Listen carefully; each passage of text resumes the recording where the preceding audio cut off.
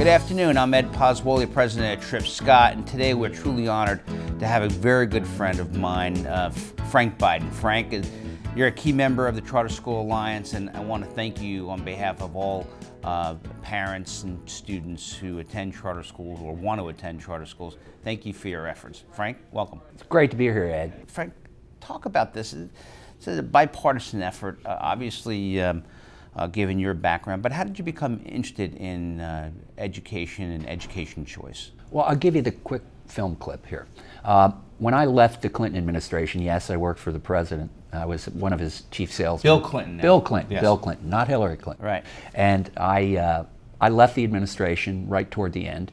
I went to work for philanthropy because a Jesuit, a good buddy of mine in Louisville, Kentucky, ran an outfit called Hand in Hand Ministries.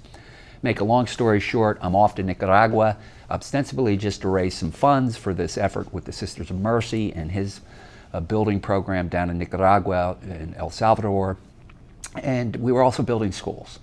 I saw that the actual implementation of the dollars and cents in the building of the schools was the single most overwhelming aspect, the single most positive aspect of what was being done down there. I got very ill. I came home. I'm in Florida, ostensibly again, convalescing. I run into a guy who, in a Starbucks no less, with my good buddy, my old lawyer, Gary Gerson, and I overheard him talking about a charter school for disadvantaged kids, for kids really behind the eight ball.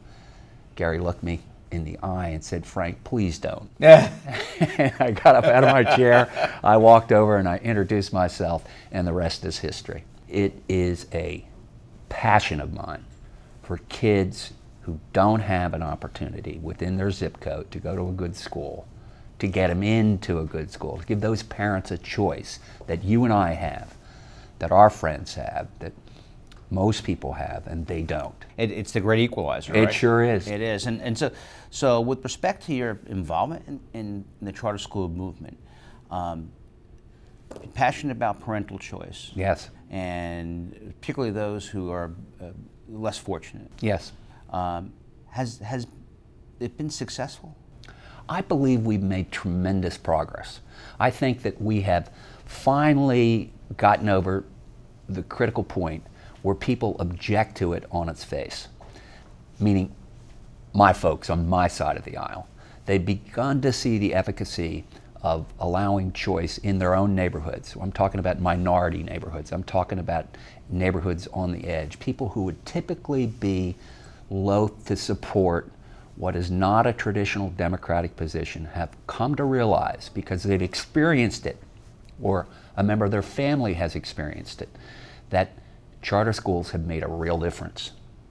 And I think people are finally coming to the realization that we in the charter school movement are in no way in opposition to the traditional school movement. We are an adjunct to it. We're in support of it. We are public schools. And do you know how many, 250,000 kids now in Yeah, Florida attend charter schools? a little over that, yeah. And there's a whole bunch more on the wait list. Yes. But key to your point, the demographic of who attends charter schools, majority, minority? Majority are minorities. And clearly that isn't something that the traditional Democratic base anticipated. They think of this, or the old-time traditional Democrat thought of this in terms of, this is just another way to privatize education. It's an encroachment on the traditional public school system, and we've blown that out of the water. The evidence is there, the data's there. I needn't try to proselytize about this. All that one has to do is look at the statistics. And parents, whether they're minority or not, or wherever they live, they're in the best position to make those decisions, Absolutely. those educational decisions for their children. Absolutely, absolutely. I know you have several children. They're all different. Mm-hmm. They require different needs, They do. different kinds of approaches. I know my two girls were as different as night and day, one blonde, one dark, and both brilliant, but both with different needs. Now, as part of your role with the Charter School Alliance, you've been involved with this current Florida legislative session. Yes. So give us some updates on what's going on in the legislature relative to school choice and charter schools. Well, I'm thrilled to announce that there's much greater bipartisan effort here. For example, the Senate Bill 1152, I could be wrong, it's 1142, I'm getting stupid in my old age. But the point is that we have bipartisan support on that bill.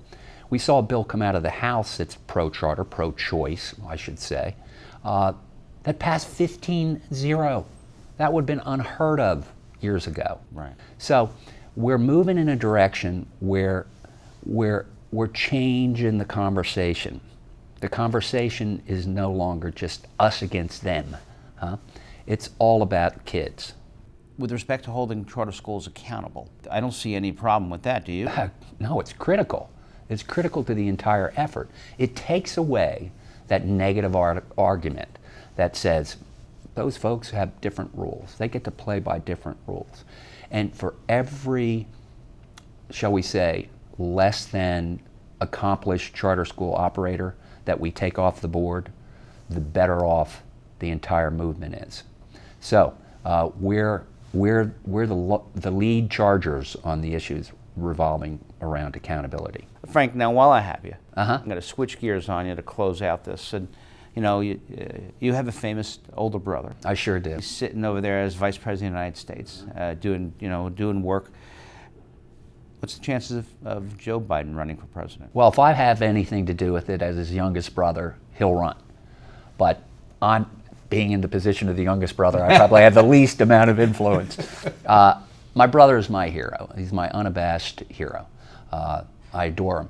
So I'm probably not the right guy to ask there in terms of the nuts and bolts. But I know he's given it serious consideration. It's a family decision for him. His wife will be instrumental, his daughter and his two boys. Jimmy and I, my middle brother, we're his biggest cheerleaders, along with Valerie, who's run every one of his campaigns. So I'm hoping. I think a lot of people in the nation are hoping. I know there's a core Biden support out there that he can tap into. At the very least, Joe's experience and his gravitas, I think, compel him to run. Well, I wanted to take one last opportunity to thank you. Sorry, for Joe. your efforts. Sorry, Joe. But I wanted to thank you for your efforts, particularly with the educational choice and charter school movement. I mean, honestly, Frank, I think that you've added such tremendous insight and value. So I want to thank you on behalf of the students, teachers, and all those involved with the charter school movement. Thank you. You're too kind, and it's my privilege.